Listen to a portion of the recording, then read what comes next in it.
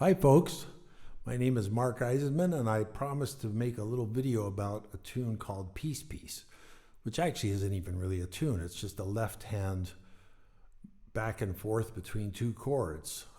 Bill Evans recorded this and you need to check it out, but you got to know that what we're talking about here is the process of playing jazz, or really in this case improvised music.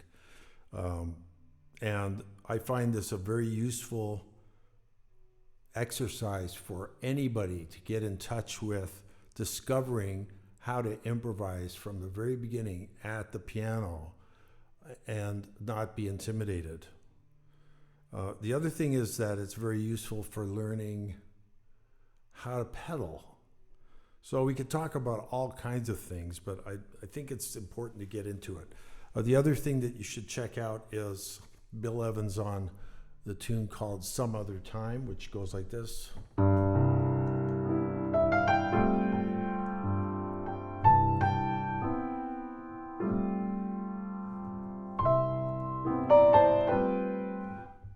I'm not going to play the whole thing, but it's a Leonard Bernstein composition. I think that Bill Evans actually was going to play that in the studio and just never got out of the intro, which is this.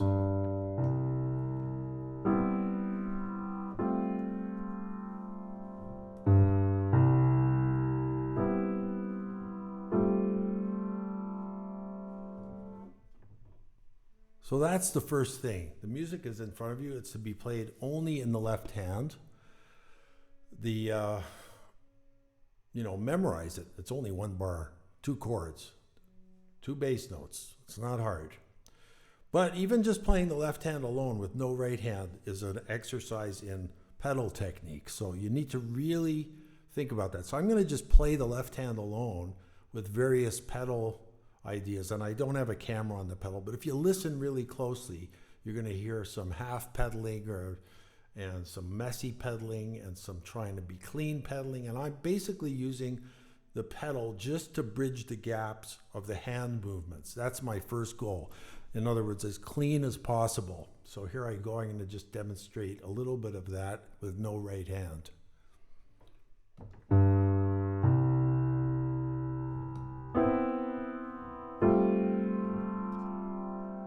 Notice what I did. I didn't play the exact voicing I wrote. I left the G out in beat 2. I did this.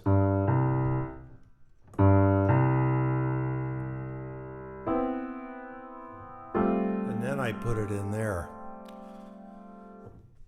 Bill Evans does that all the time. You just pull out a note if you want. If I'll do it with as written.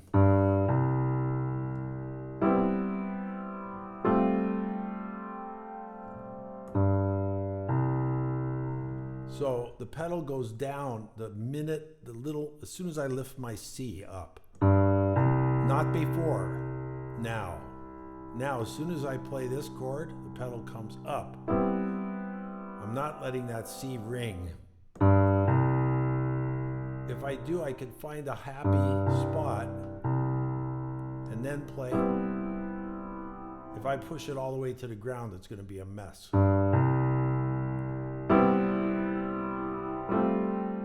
So one of the tricks to pedaling is to learn exactly where the felts touch the strings.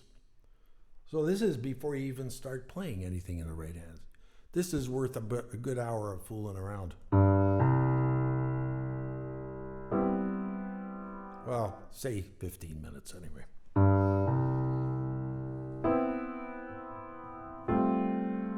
See, and I lifted my hand. And when I did that, the pedal went down to catch it. I'm only pushing it. See how many sounds? That's about 2 millimeters of moving on this piano. Whoops, that wasn't far enough. And now, pedal comes up, the hand's down. I don't touch the pedal until I'm ready to pick up the hand.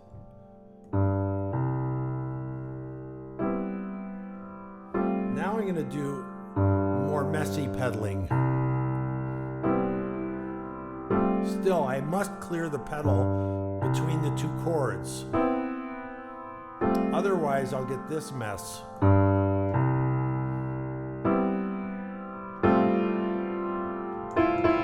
get that E and F ringing together. The function of the first chord is a resting chord. And the function of the G is to move to the C. They do not want to be together, played at the same time. Therefore, you must clear the pedal between the C and the F. Another way to say this is, if one chord has notes in it that are semitones away from the chord you're going to play next, you got to clear the pedal.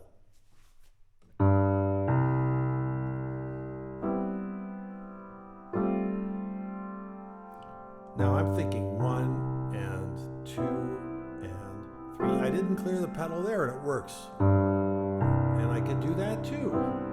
But you see, it's getting a little messy. So you can play with this. Now you can see what happens. If I start adding the right hand and I'm pedaling too much, I'm going to get it gets to be very messy.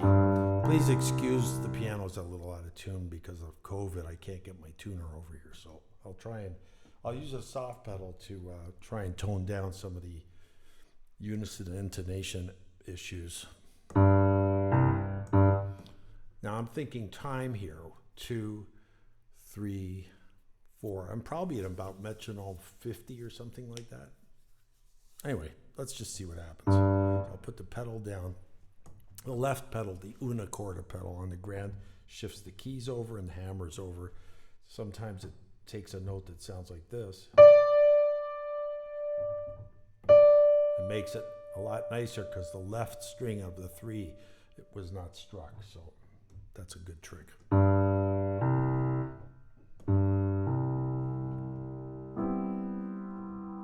Now, to add the right hand, the first thing is I'm just trying to listen to the sound in the room. And the other thing is, if I add the right hand, I don't want to see it at all. In fact, I'm going to face this way, so I'm only looking at the left hand because I need to make sure I know where I am. Now, if I really know the thing well, I don't even have to look at it, but it's more important that you play the left hand perfectly.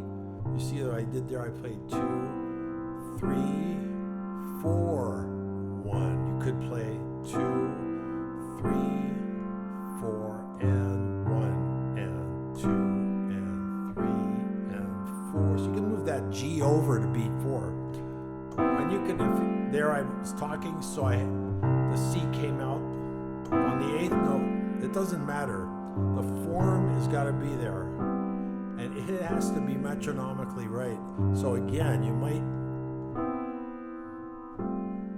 turn the metronome on. Sometimes it's nice to pedal the G and the C and let the pedal stay there. But that time I didn't. So it should be very meditative. You could actually play this rubato to and 1 and 2. But you should always feel the beat, even if the beat is 2, 3, and 1 and 2, 1. Time on a rubber band. But I'm going to try and be steady. Now the first thing I do is add a note and I don't know what it's going to be. You play in the dark. And you play as I can see my screen there. Whoops. I gotta watch my left hand. Now I don't need to worry about what I played. I don't even want to know what it is. Now I'm just listening to the sound of this note against. I might even hear a note on my head now. This note probably wants to go down on the white notes. That might be an A and a G for all I know, but they sound pretty good.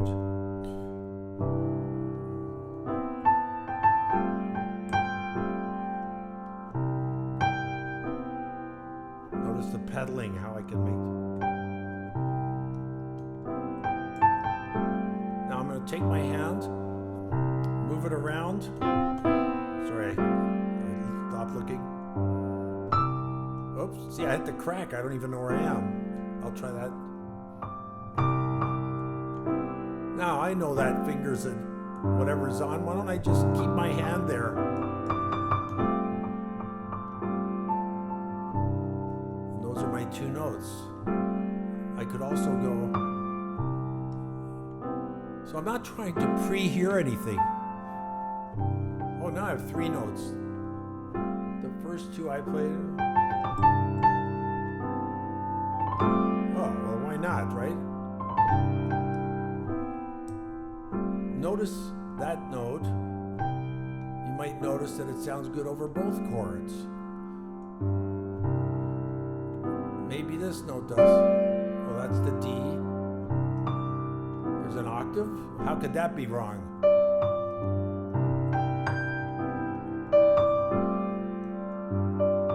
Play with some rhythms.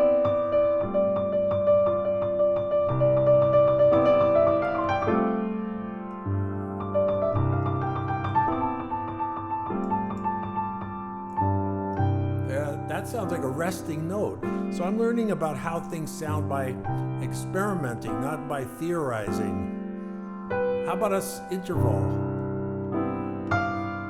Oh, that's interesting. It's terrible clash, and then it sounds okay. Oh, why? Probably because there's an F. It wants to be here. So there's a note that you play on the C that sounds weird, and it's the F. But it's not.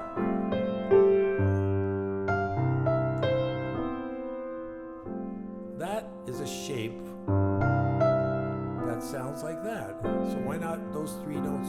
How about I go up and do it?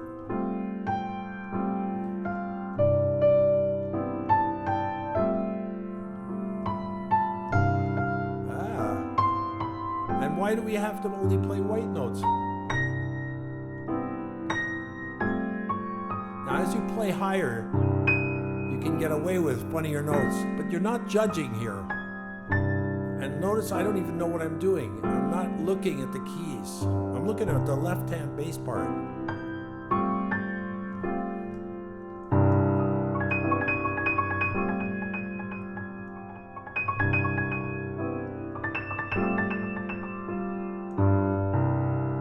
How about a sixth?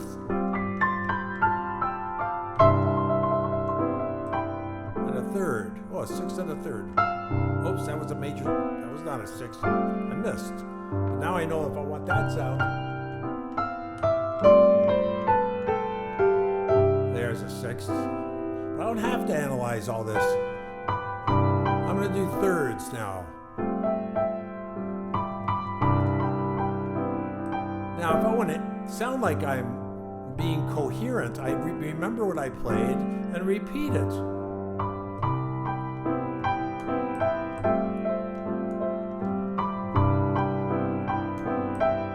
Mixing triplets in.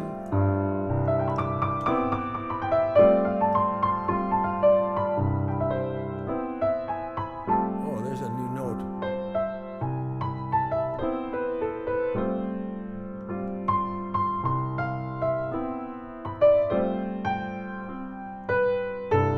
There's probably it's fun to guess what the note is, but I don't have to even say. You know what it is.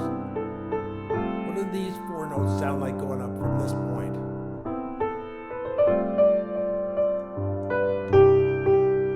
The other thing is, this is a piano forte. This is the piano part. This is the forte.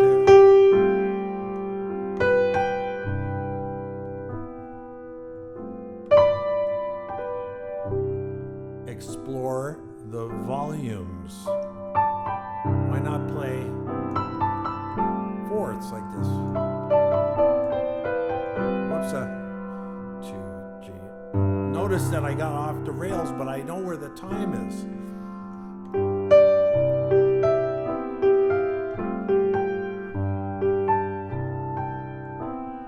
You know you want to hear that again.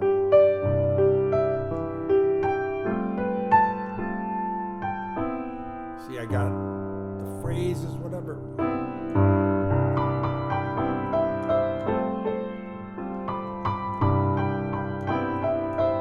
Same phrase displaced.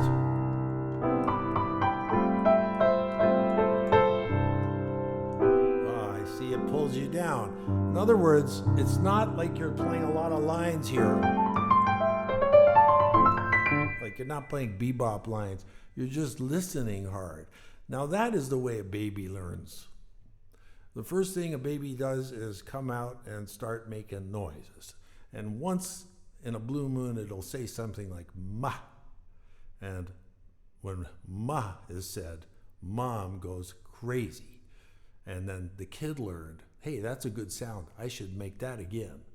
And I think that this exercise is like being a child.